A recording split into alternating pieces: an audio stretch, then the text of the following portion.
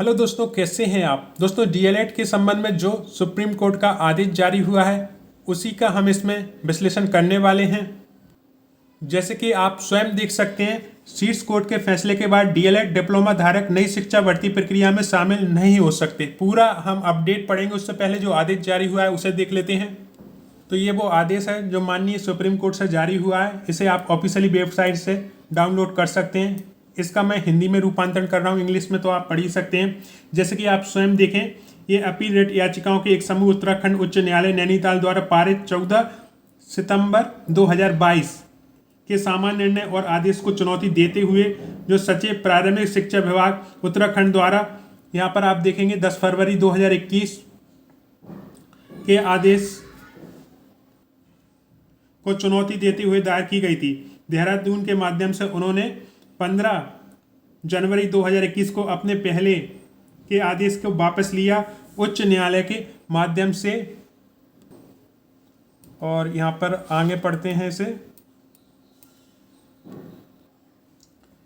अपेक्षित निर्णय और आदेश में कहा गया कि 18 महीने प्रारंभिक शिक्षा डिप्लोमा, संक्षिप्त में डीएलएड, राष्ट्रीय मुक्त विश्वविद्यालय शिक्षण संस्था, इसके बाद इसे NIOS के रूप में संदर्भित किया जाएगा, द्वारा प्रारंभिक शिक्षा ओपन एंड डिस्टिंक्ट लर्निंग संक्षिप्त ODL मोड के माध्यम से संचालित किया जाता है। उत्तराखंड में सहायक शिक्षक प्राथमिक के नियमित पदों पर आवेदन करने के लिए वैध डिप्लोमा इसके न्यायालय के राज्य के प्रारंभिक शिक्षा विभाग उत्तराखंड सरकार देहरादून द्वारा जारी विज्ञापन के अनुसार उनके द्वारा किए गए आवेदनों के आधार पर उक्त पद के लिए याचिकाकर्ताओं की उम्मीदवारी पर विचार करने का निर्देश दिया।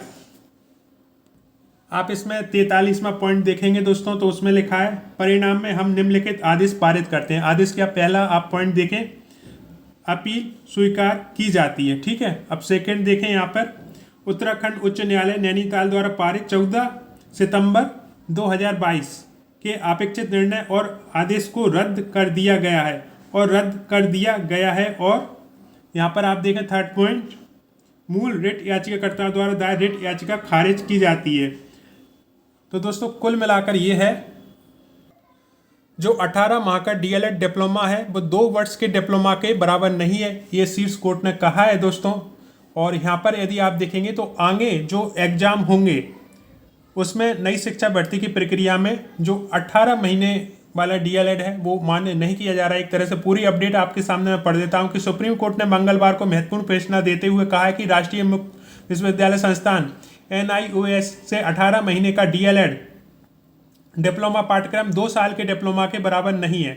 शीर्ष अदालत ने कहा है कि सभी तथ्यों से जाहिर होता है कि NIOS से 18 माह डीएलएड डिप्लोमा को राष्ट्रीय शिक्षा परिषद NCTE ने शिक्षक भर्ती के लिए योग्यता के रूप में मान्यता नहीं दी है। कोर्ट ने इस मामले से NIOS से 18 माह का डीएलएड डिप्लोमा धारक नई शिक्षा भर्ती प्रक्रिया में शामिल नहीं हो सकता, यानी कि जो आने वाली भर्ती है।